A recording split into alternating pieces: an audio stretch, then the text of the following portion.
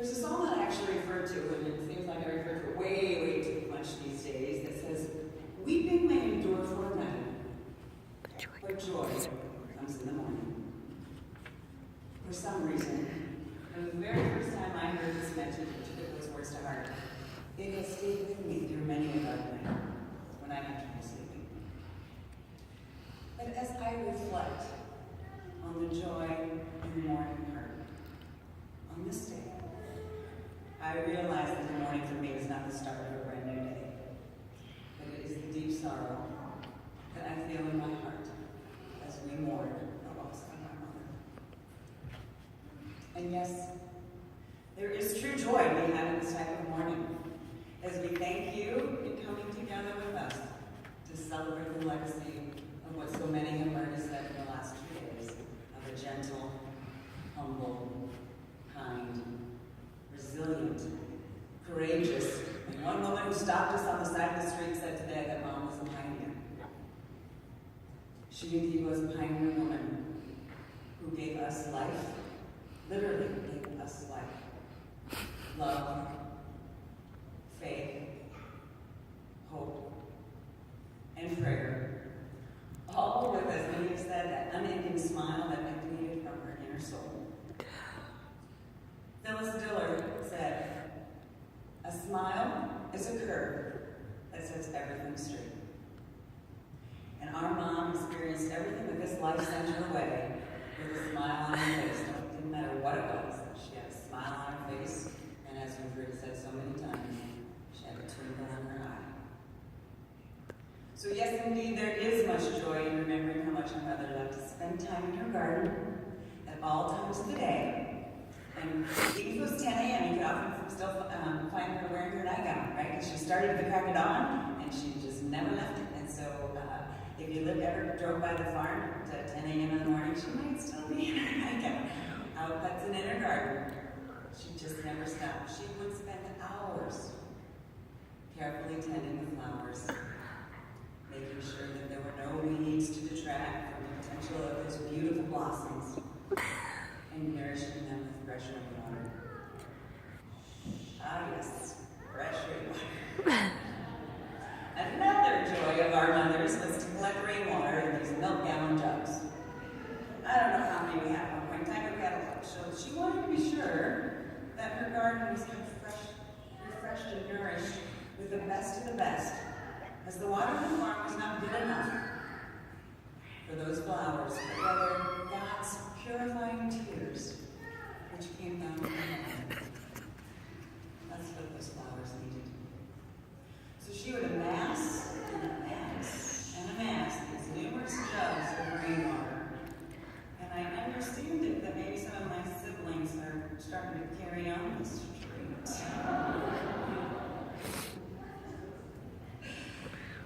And it is exemplified by the tender care that she gave her garden.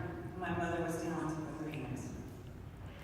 As she got older and couldn't be as active outdoors, she became more active with her hands indoors, and it gave her great pleasure to crochet. If you were there last night, you saw that indeed we had the crochet yarn and the knitting needle right there. We were, of course, right, as her children, we were the recipients and the beneficiaries of those countless hours sitting in her chair, watching a TV that we are most likely sure she could not hear, and making beautiful washcloths, dishcloths, pot holders. I'm not even sure what I was sometimes. I just used it in her kitchen. And every year we would come home for the holidays and she'd have a plethora of multicolored cloths for us to choose from that went best in our baths or in our kitchens. But the two things that gave her the greatest joy, and Teresa talked about it a bit last night, were her love of her family and her faith in God. I mean, with the family, for those of you who know, the family like ours, how could you not love us? and with the love and giving God, how could he not come first? Her family. Mom has always been so proud of her 8 children, but over the last few years, there have been times when she thought there were only 5, or maybe 3, or sometimes 0, as she believed she was not yet married. There were times when I would come home to visit and we would sit by recognizing that she was talking that her thoughts were back in high school, playing in the fields with her siblings.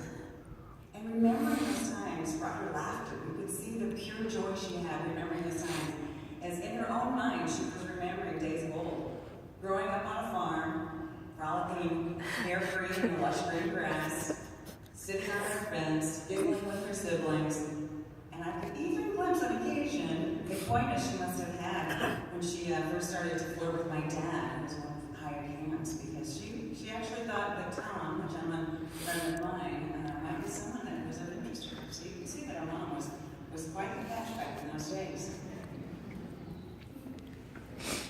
For several years, though, before Mom went into the nursing home, I had gotten into the ritual of calling her each morning between 8 and 8:30. Truth be told, it was really more for me than it was for her, as hearing her voice would always ground me in my busy, chaotic world when I never knew which city I was sleeping in that night. She would almost always ask me where I lived these days, though, which has been Chicago for the past 18 years. I would chuckle inside thinking, I live in the same city I lived in yesterday, Mom. But of course I would never say that to her.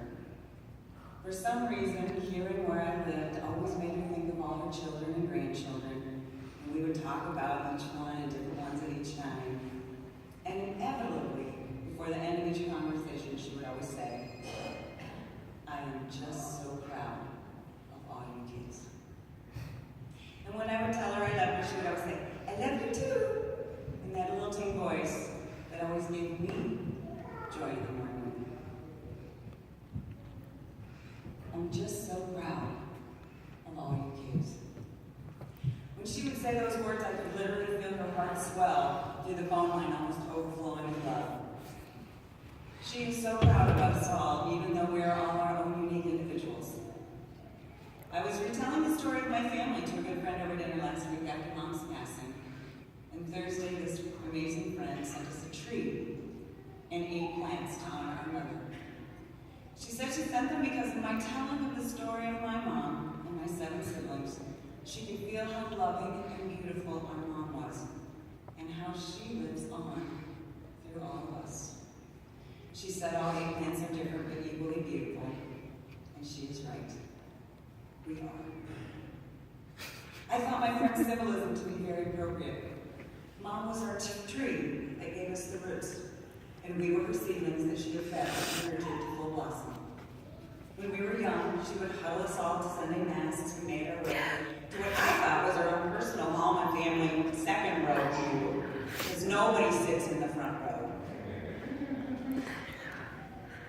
She would corral us all into the trailer with our meager sandwich bags as we made our way for a full day's work in the fields.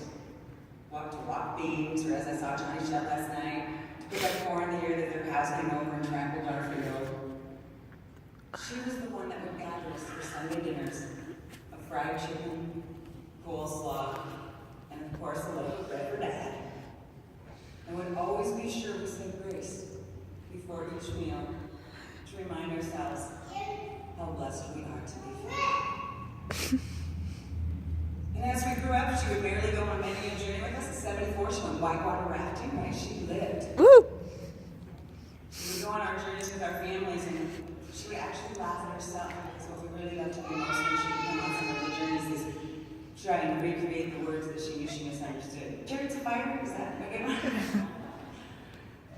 Mom always had a little bit of trouble hard of hearing, and yet when we would correct her, she was the first to laugh at herself.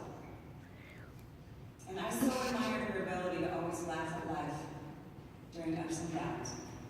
And as many of you know, she had a lot of downs. She laughed, and she had that twinkle in her eye. And then there is her unending faith. As her sister June's daughter Sherry wrote so eloquently to us this week, Isla Mae was consistently faithful, day by day, no matter what the circumstance. Her life gave new meaning to the phrase, one day at a time with Jesus. While we, her children, sometimes sat in her, faith always gave her joy. You could often find her with rosary in hand as she gently caressed her feet as she went through the prayers one at a time. If you ever wanted advice from our mom, the first thing she would always say is, Let's pray about it. You know, in my early years, I still longed for a different answer, a more definitive solution to a problem. But having grown wiser over the years, I now realize she actually had been giving me the best solution all along. Let's pray about it. And just as the hand of God was present through all of Mom's beautiful long life, so too was God's touch there to bring her home. Last Saturday night, after hanging on until she could hear all her children's voices gathered in loving union, followed by the rosary of 4 of the siblings, and with rosary still in her hand, God let us know it was He who was stretching out His warm, loving embrace once more. For it was at 11:11 p.m., Angel's time, that I got the call and heard that Mom had left us on this earth, and I knew she was going home to a better place where she would forever have joy in the morning.